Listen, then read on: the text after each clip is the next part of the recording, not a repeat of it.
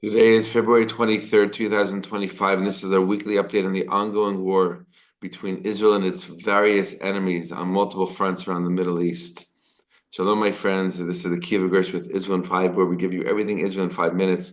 Please like and subscribe, and if you have any questions or want to keep the conversation going, please do so below in the comments. Once again, the past couple of days here in Israel have been a mix of incredible sadness and pain and unbelievable and unbridled joy and celebration. Last we checked in a few days ago, at the end of last week, we were sharing about the return of the bodies of Shiri Bibas and her two young sons, Kfir and Ariel, and the devastating news that the country received that they were being returned to Israel in coffins, dead.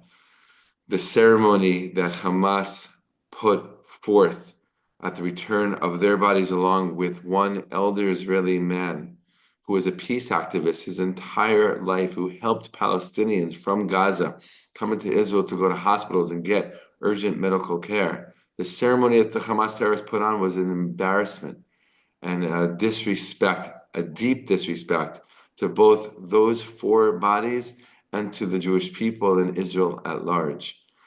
In the end, when the bodies were brought to the main forensics lab here in Israel, outside of Tel Aviv, it was found out that the body that Hamas was claiming to be Shiri Bibas was not her body at all. They put in the coffin a body of some Gazan woman who died during the length of this war. Of course, Israel responded with intensity, right? Saying this can't be, everything will be called off if you don't return Shiri Bibas's body immediately. Hamas did that, and on Friday, Israel received her body. It was identified as Shiri. But once again, the devastation, right? The country this whole year has been holding on to the hope and the prayer that Shiri and her two little redhead sons were alive. And as a result of the forensics team investigation, they revealed that they were all three of them were murdered 1 month into the war, November 2023, at the hands of Hamas, and specifically her two young sons, Kfir and Ariel, were murdered with the bare hands of Hamas terrorists. Just take that in for a second. Take that in. Hamas terrorists killed two young boys, Israeli boys, with their bare hands. When this news was shared with Shiri Bibas's husband, Yarden, he said to them right away, I want the world to know, let this information be out there. Share it with the world so people can understand, finally understand, better understand how brutal the Hamas terror organization is and who we are dealing with, the monsters that we are dealing with. This news was shared at the end of last week, on the eve of the release of 6 living hostages just yesterday. And of course, that was the cause of unbelievable, incredible celebration, joy and celebration here in Israel. So we went from a couple of days of deep brokenness and sadness, a feeling we're still holding on to. Of course, we're not forgetting what happened to the Bibas family, right? But the very next day, the whole country celebrated the return of 6 Israelis, 3 of them from the Nova Festival on October 7, 2023, and another man, a father of 2, who was taken from his home in the kibbutz Be'eri, that is just adjacent to the Gaza Strip. The return was in one of these ridiculous and horrible and demeaning and disrespectful ceremonies on a stage that Hamas built somewhere in the Gaza Strip. Okay? And in addition to that, Hamas upped their evil even one more step. If you didn't think it was possible, if we didn't think it was possible, they did. And they brought 2 other living hostages in a van, brought them to the ceremony, and opened up the door to watch their fellow Israeli brothers being released, going back into freedom. And then they closed the door on them and brought them back to captivity. One of those men, young men, is the nephew of a friend of mine. That's what it is like here in Israel. Everyone knows somebody, right? In this small country of ours.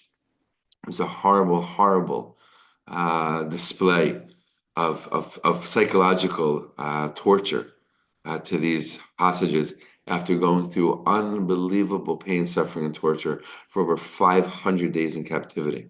As a result, Prime Minister Benjamin Netanyahu has called off for now, that has delayed the Palestinian prisoner release that was set to happen immediately after the return of the hostages yesterday, as a result of the horrible and demeaning and disrespectful ceremonies that Hamas has been displaying.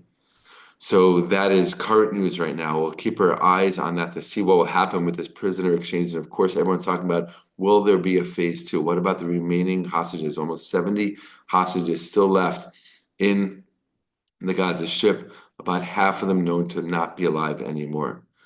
Right? But we have signs of life, of hostages who are there still, who are living and need to come home. And at the same time, the entire country, if anyone had a doubt in recent years or recent months, even during this war, that Israel would be able to end this war without fully and completely taking Hamas out of control in the Gaza Strip, those doubts are forever gone.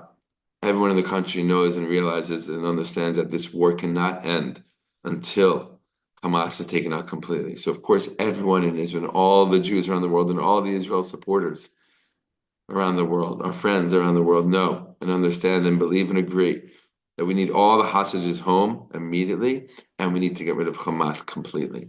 And those are the two war goals here that we're dealing with. What will be with this last release of Palestinian prisoners? We will keep you updated. What will be with the second stage of an exchange to get our hostages home? We will keep you updated. Things are unfolding as we speak, and this is a turning point now in this war to see, will the ceasefire continue, or will Israel return to active war? As always, thank you for your prayers, your thoughts, and your support, and sending you many blessings from Israel. We'll be in touch throughout this week with more updates on this ongoing conflict and war against the evil that is the Hamas terror organization. All the best, my friends, and be well.